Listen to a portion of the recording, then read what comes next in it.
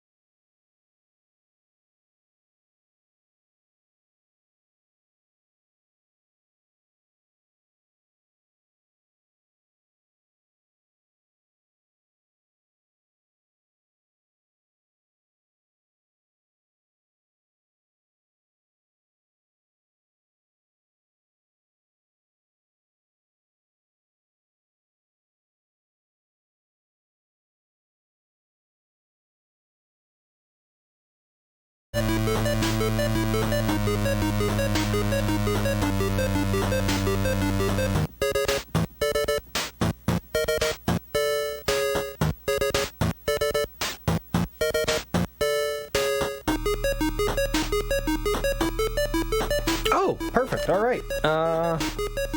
9 reset. Okay, I'm told I'm live and it's all going, so I'm going to get going then. And we're back. We got video and runner mic. Awesome. Perfect. Okay, so 3, 2, 1, go. All right. Sorry for that, everybody.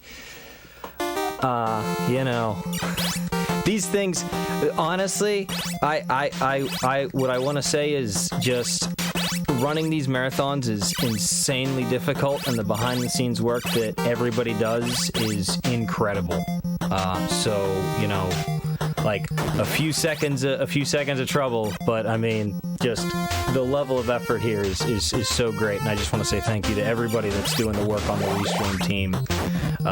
They really make it easy for us when we're doing runs on us. For us, you know, it's really easy to get set up and get going here. So definitely big thanks to everybody doing that stuff. But let's get to talking about this awesome game, this wonderful gem of an NES title on Wednesday. This is Metal Storm. It is just a gorgeous game, I think. You get to control this awesome mech. It's got lovely graphics. I think the music is wonderful. And it also has, it loves to do something that I think is pretty cool, which is break the law of gravity. I hope you didn't hear that joke the first time, because it's my favorite joke about this game, because we just abuse the concept of up and down in this game. We can do things like that. And it allows us to jump a little further, a little higher, in different directions if we want to. Certain things are permeable in both directions. Certain things are only able to go through one or the other. But you know what? We've had enough troubles today. I'm gonna grab the 1-up. We're gonna take it a little bit cautious. I think we've learned our lessons today. And I'm glad we did, because I could have sworn that I did a little gravity flip and it didn't happen. But that's all right. That's why we do things like grab armors and 1-ups and such. See? Worked that time. So this stage, like a lot of these stages are, unique in the way of how they work. This one wraps around on itself, so if you stand in the same place and just jump straight up, eventually you'll end up, right where you were. It's kind of cool. Now we get to our second boss fight. This one's pretty easy. We just kind of walk forward. We're supposed to kill these while we stand in front of them, but I apparently decided that we'd take our second trip. And so that's 2 stages out of the way. We're going pretty good here now. And let's see, we're going on to stage 3. This is one of my favorite stages. I absolutely love this stage. I think it's just really fun to play because it's pretty easy, honestly. And I really just dig these green snow speeders. I don't know what they're supposed to be, but they look like a green snow speeder to me. Like, shoutouts to Empire Strikes Back, but Luke's driving these things. Like, you can't convince me otherwise.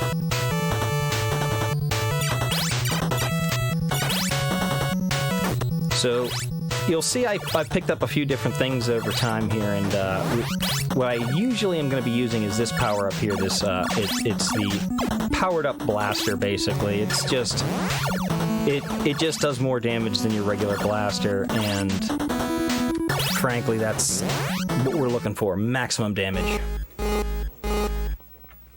So all right, I've got some extra health here, so we're going to take some hurt here intentionally to kill that guy a little faster. Oh, I agree. I think that this is just an incredibly pretty game, especially for operating on an 8-bit system. Like it's super impressive to me. Here is our unfortunate auto-scroller stage. It's too bad, otherwise this game would be kind of perfect. But this is the no wrong warp category, which means that I don't set up to skip these. In the any % category, if you collect an armor power up at the same time as you take damage, the game will automatically jump you to the next checkpoint in line.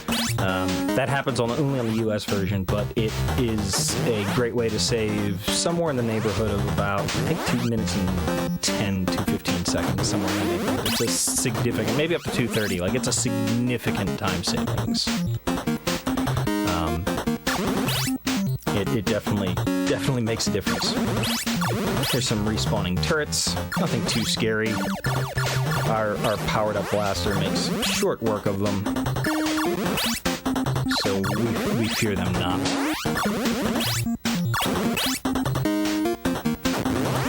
We get to dance around a little bit. This is the only mid-boss in the game. I was trying not to take the damage, but that's okay, because if you hit any of those little 4 guys, it automatically wipes them out, so it's a way to do a quick kill. Here, I'm just going to kind of, because I know the spawn patterns, I'm just kind of move around very organized-like. And just kind of, just know where things are, so I'm just going to go to where they'll be and then shoot that and then not worry about them.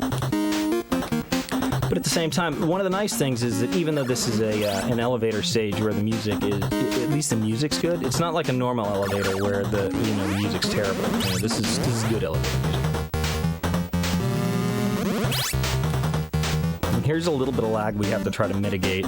It makes it a little tough to get this first guy on a single jump. And if you don't, it can be very difficult to get the second guy in a single jump without also taking damage, so...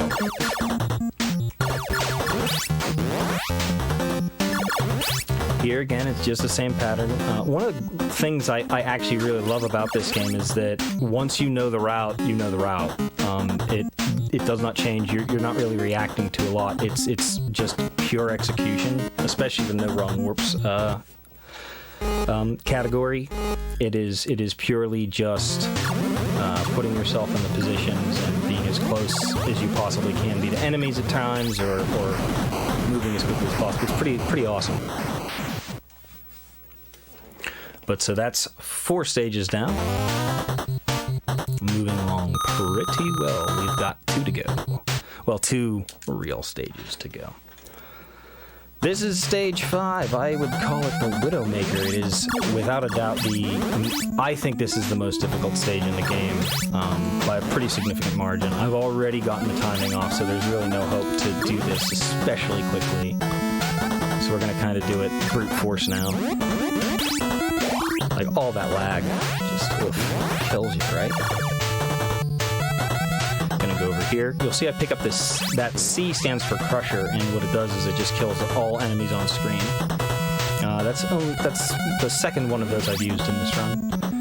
Also the last. So that's good. So we're gonna try to move along here quickly and hopefully avoid triggering any nonsense. Ah, missed it. We were hoping to get that guy to shoot upwards. Alright, I'll do it this way then. There are pixels where you can hit them, but unfortunately I'm having a bit of tough luck lining these up tonight, so... That's okay. I would have preferred to have not taken a hit there, but we can live with it. Alright, we should be good here. This used to be the toughest fight in the game, I think, and I think casually that is the toughest fight in the game, but if you just go over there to pretty far off and your gunner will just be kind of hanging off the ledge, and you just look straight up, but you only have to make 2 slightly difficult jumps and you're home free. It's pretty rad. Stage 6, this stage wraps around on itself as well, but you kind of get a lot of freedom of movement. So the key here is to just have a route that you know and that you trust, and then just kind of, you know, trust that you'll get to where you're going the way you're following it. Because again, nothing that you do, everything in this game, if you just hold right the whole time, everything will play out exactly the same each time. Totally deterministic, or totally determined, basically, I guess. Predetermined.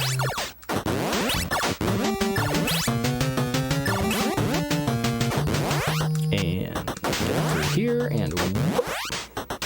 And now we're on to the stage 6 boss, and we're making pretty decent time, honestly.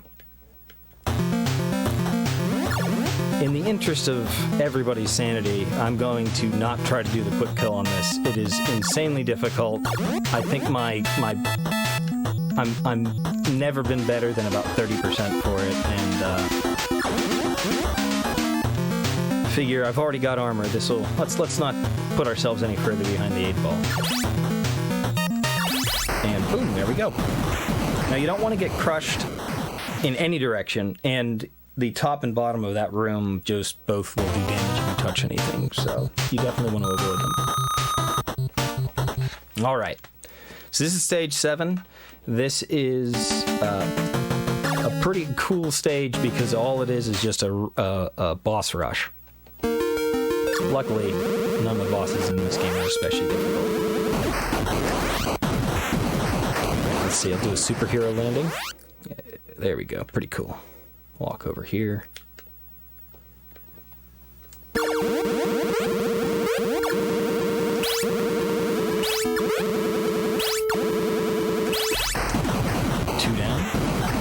go. Well, I guess I can tell you the story now that we're at the end. So I'm a giant mech, an M308 gunner, who is sent to Pluto because the gun that we put on Pluto, the giant base, is going to blow up Earth. It's basically a Death Star. We turned Pluto into a Death Star. And it's going to blow up Earth, so they send the M308 gunner to self-destruct this Earth-destroying weapon. And that's what I'm doing. I'm currently making my way through to the supercomputer's brains and trying to shut it down. So that's where I'm headed. As soon as I deal with all his buddies again. This isn't great. We'll see what happens here, folks. Because I don't have good... Yep. Unfortunately, you walk off the ledge. And bad things occur. As I said, one slightly difficult jump, but there's not a lot of space here on the ledge, you know? Whew, that was tight, but we're good. And now, it doesn't even kill me. Look at that, I'm walking on spikes, doesn't matter. Invincible. Back and forth.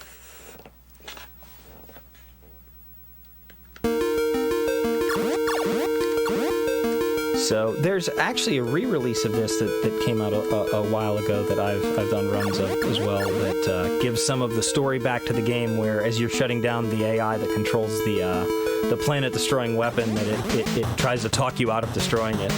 It's a pretty cool take, and it restores the story that was in the original Japanese release, which I think is awesome. But this version's faster, so for speedrun purposes, this is where you go. Alright, now we're coming up on the end here. This is the final boss, and it's hardly a boss at all. It's more of just 4 things: connect and self-destruct. There we go. Pluto's definitely no longer a planet. I solved that problem. No longer a discussion. Alright. I think I've got one more game for you right after this, and I will look forward to that, and see you in a few minutes, everybody.